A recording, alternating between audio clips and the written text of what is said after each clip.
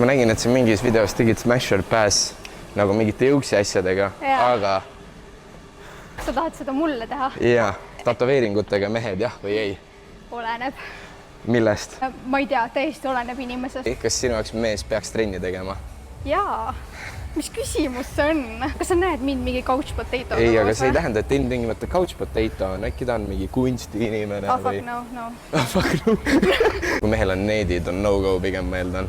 Sulle meeldib, kui tüdrukul on needid või? Ei, no kui sul mingi ninarõngas või midagi on, ma nagu... Oleneb inimesest hästi palju. Mõnele sobib. Jah, võt just mõnele sobib. Mehele küll ei sobi. Ei.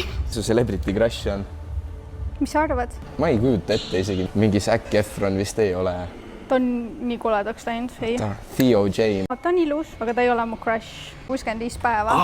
Jaa, seda ma tean. Massimo. Kui ta Massimo ei ole, siis ärgi kirjutage talle. Nii palju enda videodes öelda.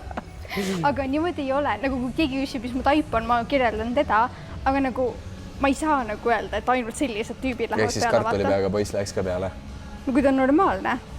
Mulle meeldib, kui mehel on kulmud, et nagu blondid, I don't know about that. Mis kõrdi näides? Hambad võiks suus olla, noh. Hambad võiks suus olla. Olgem ausad, kõige olulisem on see, et tal on välimust, sest nagu kõik ütlevad, et see ei loe. Loeb. Olgem ausad, loeb ikka.